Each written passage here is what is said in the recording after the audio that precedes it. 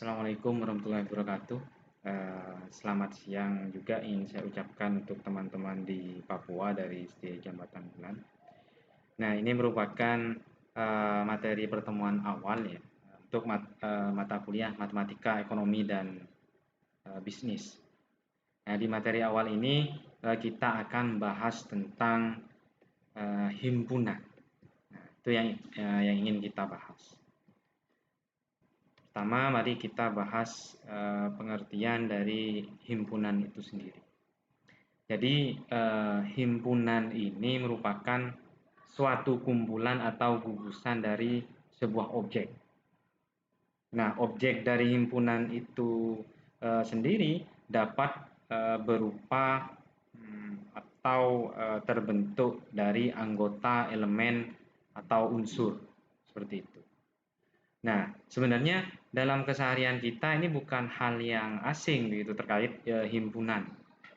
Nah, tanpa kita sadari kita sudah sering menerapkan konsep himpunan itu. Nah, misalkan kalau dalam perguruan tinggi ada himpunan mahasiswa prodi, atau kalau dalam masyarakat ada himpunan rukun tani dan lain sebagainya.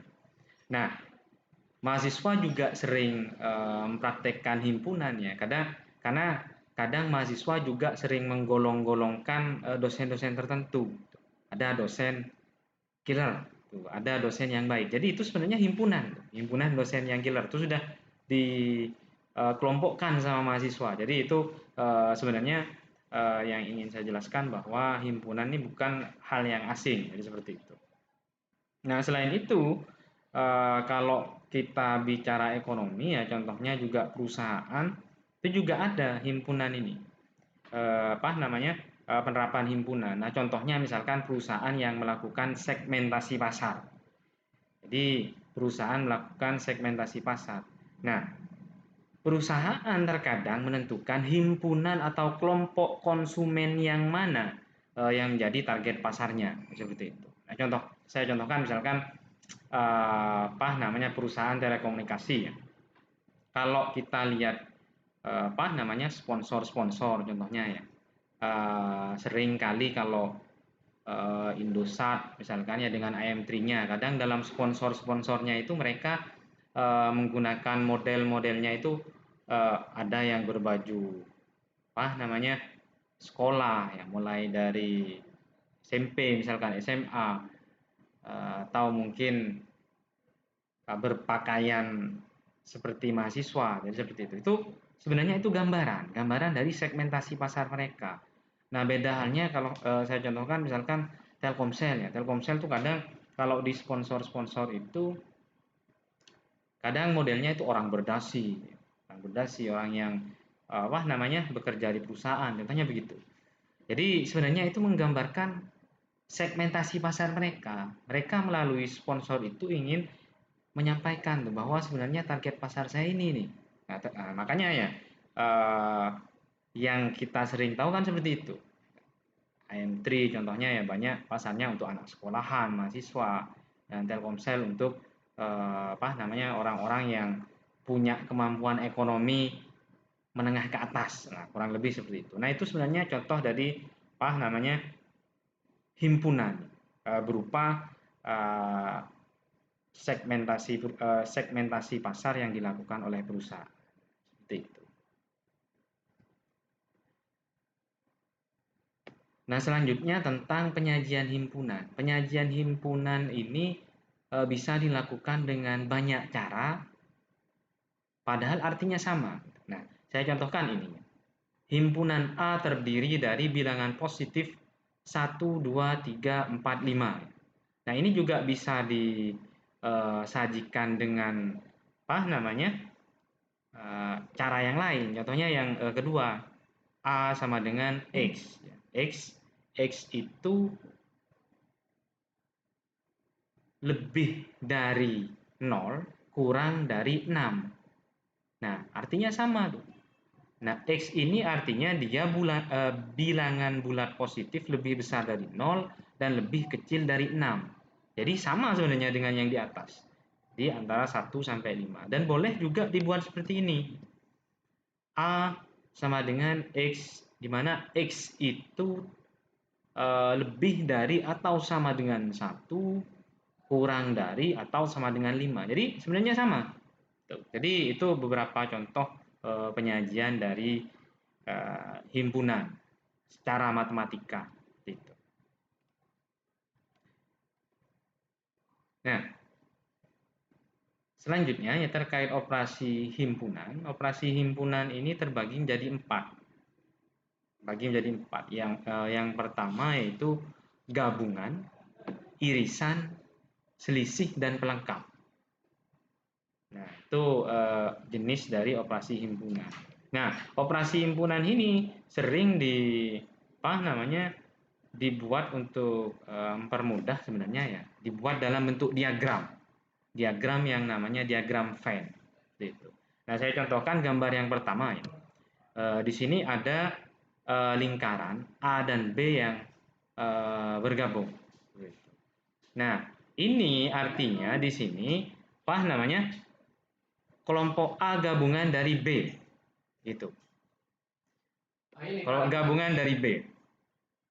Nah, bagian yang diarsir itu artinya sebenarnya kalau dari gambar ini ya, dari kelompok A dan B ada yang tergabung di keduanya, ada yang tergabung cuma satu. Saya contohkan misalkan dalam program pembelajaran daring kolaboratif ini ya, ada Universitas Madura, misalkan ya dosen Universitas Madura dan dosen Setia Jambatan Bulan. Nah, di sini yang bagian yang tengah ini ya, sebenarnya ini menggambarkan diagram yang selanjutnya. Bagian yang tengah ini merupakan kalau dalam diagram Venn ini disebut dengan irisan, gitu, irisan. Jadi kelompok atau kalau saya contohkan tadi dosen, berarti ini dosen yang tergabung yang sama-sama mengajar di Setia Jambatan Bulan dan Universitas Madura. Anggaplah contohnya misalkan yang A ini Universitas Madura, yang B Setia Jambatan Bulan. Nah, di sini ada irisan nih. Ada yang ngajar dua-duanya. Saya contohkan yang ngajar dua-duanya di program ini ada saya ya, Bu Nelly, Pak Zainur Rofiki dan Pak Abu.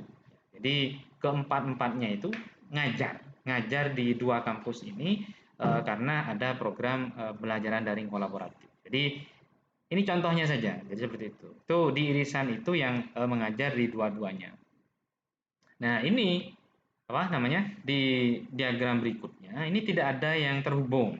Ya, tidak ada yang terhubung. Jadi terpisah ya. Mungkin kita ada kerjasama ya, pokoknya satu kampus dan kampus yang lain berdiri masing-masing, ada kerjasama. Bisa jadi seperti itu. Contohnya juga perusahaan misalkan ya, perusahaan tidak ada kaitannya sama sekali antara perusahaan A dan B, ya ada yang seperti itu. Jadi kelompok A dan B berdiri sendiri. Dan ini kalau dalam gambar ini istilahnya itu disjoin. Jadi tidak ada kaitan sekalipun antara kelompok A dan B.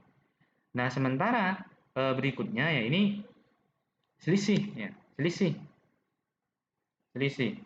Nah, selisih itu maksudnya jadi kalau saya bilang tadi A ini Universitas Madura, maka gambar keempat ini merupakan gambar di mana dosen Universitas Madura yang tidak ikut PDK sisanya. Jadi tidak ada kaitan sama sekali dengan Setia Jambatan Bulan. Seperti itu. Ini contoh saja seperti itu ya. Biar mudah dipahami. Nah, untuk yang selanjutnya ini ya merupakan pelengkap begitu. Karena di luar A dan B ini ada eh, kalau saya contohkan dosen tadi ada unsur lain, ya, unsur dosen misalkan ya, di luar A dan B, begitu. Jadi itu maksud dari pelengkap, jadi seperti itu. Jadi digambarkan dengan gambar ke-5 dan ke-6 itu. Jadi itu sedikit dari saya terkait himpunan ya. Jadi saya coba contohkan case-nya seperti apa kalau matematika ini diterapkan dalam dunia nyata. Jadi saya rasa itu untuk sementara waktu ya kan. Kurang lebihnya mohon maaf, semoga memberikan manfaat untuk kita semua. Kurang lebihnya mohon maaf. Assalamualaikum warahmatullahi wabarakatuh.